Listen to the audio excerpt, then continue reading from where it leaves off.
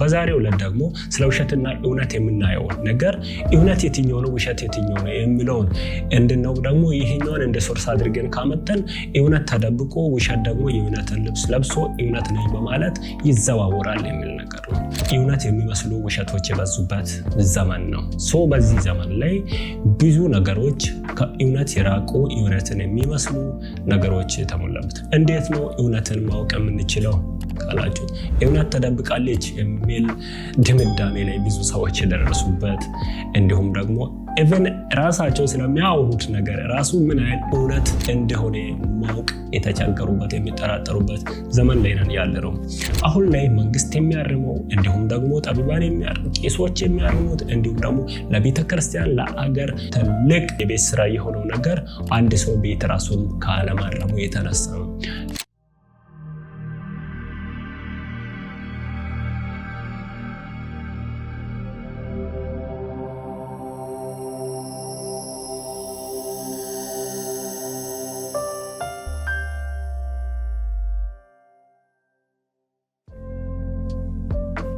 ሰላም የተወደዳችሁ ቅዱሳን እንደምን አላችሁ? ይህ በየሳምንቱ ለእናንተ የሚቀርብ እንግዲህ ሚዲያ ዩቲዩብ ቻናል ከጎልደን ጆርኒ ፖድካስት የሚቀርብ ፕሮግራም ነው።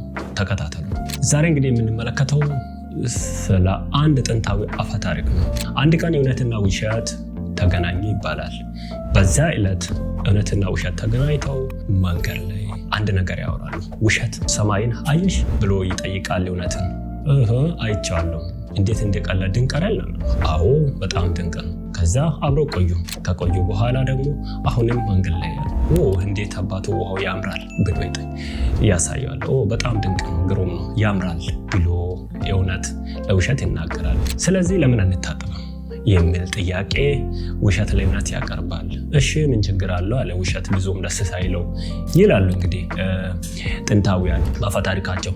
ከዛ ሊታጠቡ ገቡ፣ ልብሳቸውን አውልቆ ይባላል። መታጠብ በጀመሩ ቁጥር አንድ ነገር ይከሰታል። ሊታጠቡ እያሉ ውሸት ቀስ ብሎ ወጥቶ እውነት ያወለቀውን ልብስ ለብሶ ከፊቱ ተሰወረ ይባላል። እውነትም ወጥተው ፍለጋ በጀመረ ቁጥር ሊያገኙ አልቻለም። ስለዚህም ያለው አማራጭ የውሸትን ልብስ ለብሶ ወይም ወደ ውሃ ተመልሶ ተደብቆ ለዘላለም ተደብቆ መኖር ቀጠለ ይላል። ከዛ ቀን ጀምሮ ውሸት የእውነትን ልብስ ለብሶ በዓለም ላይ ሲዘዋወር እየኖረ ነው ተብሎ ይታወቃል። ሜቢ ይህን ሰምታችሁ አንብባችሁ እናንተም ታርካችሁ ሰብካችሁ ሊሆን ይችላል። ነገርየውን እንዲቀልድ የምናየው ነገር አይደለም። ብዙ ነገሮች በዓለም ላይ ስንመለከት በዛሬው ዓለም ብዙ ነገሮች እውነት የሚመስሉ ውሸቶች የበዙበት ዘመን ነው። በዚህ ዘመን ላይ ብዙ ነገሮች ከእውነት የራቁ እውነትን የሚመስሉ ነገሮች የተሞላበት። እንዴት ነው እውነትን ማወቅ የምንችለው ካላችሁ እውነት ተደብቃለች የሚል ድምዳሜ ላይ ብዙ ሰዎች የደረሱበት እንዲሁም ደግሞ ኢቭን ራሳቸው ስለሚያወሩት ነገር ራሱ ምን አይነት እውነት እንደሆነ ማወቅ የተቸገሩበት የሚጠራጠሩበት ዘመን ላይ ነን ያለነው። ስለዚህም የጥንቱ አፈ ታሪክ ምን ያህል እውነት ነው ምን ያህል ደግሞ ውሸት ነው የሚለውንም በዚሁ ኢቫሉዌት እናደርጋለን። ነገርየው ብዙ ነገሮችን የምንመለከተው እንደ ሶርስ አድርገን የጥንቱን አፈ ታሪክ የጥንታዊ ጽሑፎችን የተለያዩ ንግግሮችን እንጠቀማለን። ነገር ግን ከህይወታችን ጋር ምን ያህል ወይም በዛሬው ዓለም እይታ ውስጥ ምን ያህል ቦታ አላቸው ወይም ምን ያህል ተግባራዊ ይሆናሉ የሚለውን ነገር ለማወቅ ብዙ እንጥራለን። ሆኖም ደግሞ ልናገኝ እንችላለን። በዛሬው ዕለት ደግሞ ስለ ውሸትና እውነት የምናየው ነገር እውነት የትኛው ነው ውሸት የትኛው ነው የሚለውን እንድነው ደግሞ ይሄኛውን እንደ ሶርስ አድርገን ካመጣን እውነት ተደብቆ ውሸት ደግሞ የእውነትን ልብስ ለብሶ እውነት ነኝ በማለት ይዘዋወራል የሚል ነገር ነው። ኦፍ ኮርስ ሊሆንም ይችላል። ነገር ግን ራሳችሁን እንዴት ተመለከቱታላችሁ? ወይም የሚሰሙትን ዜና ሊሆን ይችላል ወይም ራሳችሁ የምትናገሩትን ንግግር ሊሆን ይችላል አሊያም ደግሞ ውሏችሁን ሊሆን ይችላል። አንዳንድ የሚሰሙትን መረጃ ሊሆን ይችላል። ብዙ ሰው በሐሰት የታሰረ ሊኖር ይችላል። ብዙ ሰው ደግሞ ሐቅ ነው ብሎ የማይሆነውን ነገር እየተቀበለ ሊሆን ይችላል። ነገር ግን አንድ ነገር አለ። እናንተ ለሌሎች ስታደርጉ ምን አይነት ነገር ታደርጋላችሁ? ይህ ደግሞ አንድ ሰው ራሱን መጠየቅ ሊገባል። አንዳንድ ጠቢባን እንዲህ ብሎ ይናገራሉ። በራሴ እንዲሆን የማትፈልገውን በሌላው ላይ አታድርግ የሚል መሪ አላቸው። መጽሐፍ ቅዱስም ሲናገር እንደዚህ ይላል፣ ባልንጀራህን እንደ ራስህ ውደደው። ስለዚህ እያንዳንዱ ነገር የሚቀረፈው ከራስ ሲጀመር ነው፣ ከቤት ሲጀመር ነው። ከቤት የተጀመረ ነገር፣ ከራስ የተጀመረ ነገር በህብረተሰቡ እንዲሁም ደግሞ በሚመኑ ወይም በጎረቤቱ አሊያም ደግሞ በአገሬው ምንም አይነት ጉዳት አያመጣም። ምክንያቱም ከራስ ታርሞ የተጀመረ ነገር። አሁን ላይ መንግስት የሚያርመው እንዲሁም ደግሞ ጠቢባን የሚያርሙት፣ ቄሶች የሚያርሙት እንዲሁም ደግሞ ለቤተክርስቲያን ለአገር ትልቅ የቤት ስራ የሆነው ነገር አንድ ሰው ቤት ራሱን ካለማረሙ የተነሳ ነው። እያንዳንዱ ሰው እንዲህ ብሎ ቢያስብ እኔ ነገር እንዲሆንብኝ ይፈልጋለሁን ወይም ቢሆንብኝ እቀበላለሁን እደሰታለሁን ብሎ ማሰብን ሲያቆም አንድ ነገር ባልንጀራውን ወይም ጓደኛውን ሊጎዳው ይችላል። ስለዚህ እውነትና ውሸትን ለመለየትን ተደብቃ ቀርታለች የሚለውን ተረት በመተው እውነትን ከራሳችን በጀመርን ቁጥር እውነትም በዚህ ዘመን አለች የሚል ነገር ይኖራል። ወደ መጽሐፍ ቅዱስ ልመልሳችሁ። መጽሐፍ ቅዱስ ላይ ኢየሱስ ክርስቶስ ሲናገር ግን እንደዚህ ብሎ ይናገራል። እውነት፣ ሕይወት፣ መንገድ እኔ ነኝ ብሎ ይናገራል። እውነት እሱ ከሆነ የተደበቀው እውነት የትኛው ነው? ለዚያም ነው እያንዳንዱን ተረት፣ እያንዳንዱን አፈታሪክ፣ እያንዳንዱን ጥናት እንፈትሽ ያልኩት። ወይም በዛሬው ቀን ወይም በአሁኗ ወቅት ምን ትመስላለች የሚለውን ነገር እንመልከታለን። አዎ ብዙ ሐሳቢያን ሊነሱ ይችላሉ። አዎ ብዙ ቤተክርስቲያንን የሚያምሱ ነገሮች ሊነሱ ይችላሉ። አይደለም አገርን ሁላ የሚያምሱ ውሸቶች ሊሰራጩ ይችላሉ። ነገር ግን እናንተ የቱ ጋር ናችሁ? የትኛውን አጣርታችሁ የትኛውን እየተቀበላችሁ? አንድ ሰው የራሱን ማንነት የሚጠብቅበት አንደኛው ነገር ምን እውነት ነው ምን ውሸት ነው ብሎ ከመለየት አንጻር ነው። ምንጩ ምንድን ነው የሚለውን ከምንጩ ነው የሚለውን ሊያውቅ ይገባል፣ ይጠበቅበታል። ስለዚህም ለአንድ ሰው የሚሰጠው ምክርም እንዲህ አይነት ነገር ነው። አሁን ስመከር አንተ ራስን ምን ያህል ታውቃለህ የሚለውን ቤትን ምን ያህል ታውቃለህ ተብሎ ነው የሚጀመረው። ኦኬ ራሱን የሚያውቅ ከሆነ ከራሱ የሚጀምር እውነት ከሆነ ስለዚህ ያ ሰውዬ እውነትን ያውቃል ማለት ነው። እሱ ሲያየው ደግሞ ውሸት ከሆነ ውሸት ምን እንደሆነ ያውቃል ማለት ነው። ስለዚህ ለህይወታችሁ ማድረግ የሚገባችሁ ነገር ቢኖር የቱ እውነት የቱ ውሸት እንደሆነ ለይታችሁ መርጣችሁ ይጠበቅባችኋል።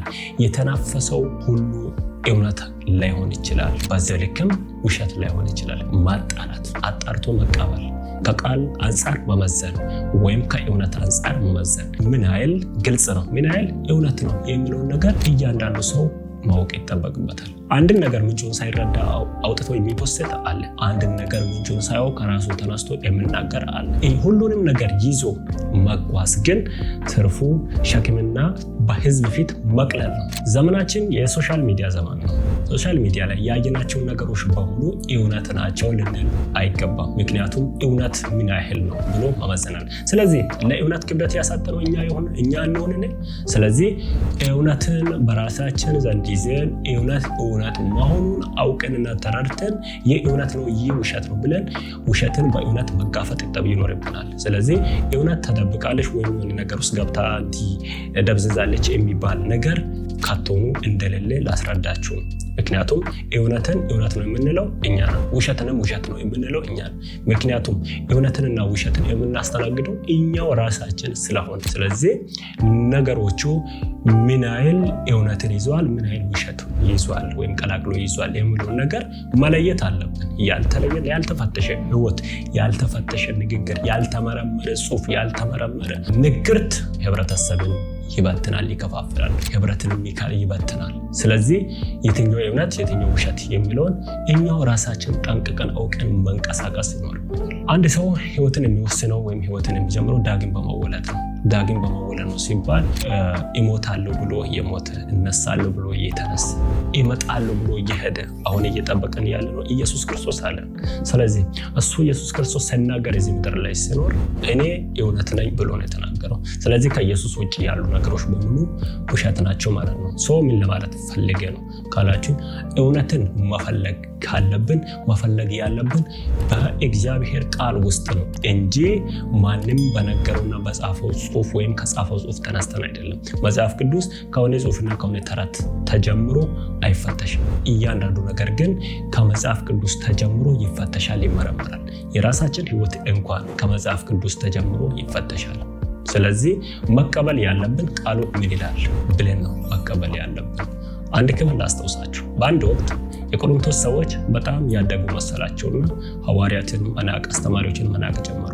ጳውሎስም ሲጽፍ በምዕራፍ 4 አንደኛ ቆሮንቶስ ምዕራፍ 4 ላይ እንደምንሆን ቃል ያለኛ ነግሳችኋል፣ ያለኛ ሰልጥናችኋል ብለናል። ነገር ግን ከኛ ጋር ሆናችሁ የክርስቶስን ክብር ብትካፈሉ የሚለውን ነገር ያወራል። ወይም ከኛ ጋር ሆናችሁ እኛን አካታችሁን አክሊልን ብትቀበሉ፣ ሽልማትን ብትቀበሉ ምንኛ ደስ ይላል። ሰው ምን ለማለት ፈልጌ ነው? ማንም ሰው ያለ እግዚአብሔር ቃል ወይም ያለ ቅዱስ መጽሐፍ ራሱን ብቁ ማድረግ አይችልም። የትኛውንም አጥኚ የትኛውንም ምሁር ሄዳችሁ ጠይቁ ያለ ቅዱስ ቃል። ምክንያቱም እውነቱ ታሪኩ ከፍጥረት እስከ ፍጥረት ማብቂያው ድረስ የሰፈረበት ቃል የት ነው ካላችሁ መጽሐፍ ቅዱስ ውስጥ ነው። ስለዚህ እውነትን ከውጭ አትፈልጉ። እውነት እንደተባለውም ተደብቃ ያለች እውነትን የምትመስል ውሸት ሜቢ በስታ ሊሆን ይችላል። ያንን ደግሞ መግታትና ማጥራት ይቻላል። ስለዚህ ከራሳችሁ ጀምሩ። ዛሬ ምን ያህል ዋሽቻለሁ፣ ዛሬ ምን ያህል ደግሞ እውነት አውርቻለሁ ብላችሁ ከዛ ጀምሩ። ህይወታችሁን በእውነት አስቀጥሉ። ከዛ በኋላ እውነት ቦታዋን ትይዛለች። የምትፈትሹበትን መሳሪያ ትጠቁምላችሁ ከቅዱስ ቃል ጀምሩ። ስለዚህ እውነት የሆነ ክርስቶስ በህይወታችሁ በውስጣችሁ ካለ እውነት እናንተ ጋር ናት። እናንተ ጋር ተደብቃ ነው። እናንተ ጋር የተደበቀችውን እውነት አውጧት። ስለዚህ የዓለም ብርሃን የዓለም ጨው ተብላችሁ የተጠራችሁት እናንተ ናችሁ። ስለዚህ ወደዚህ ህይወት ሌሎችንም ጋብዟቸው። ተባረኩ። እውነትን ግለጧት።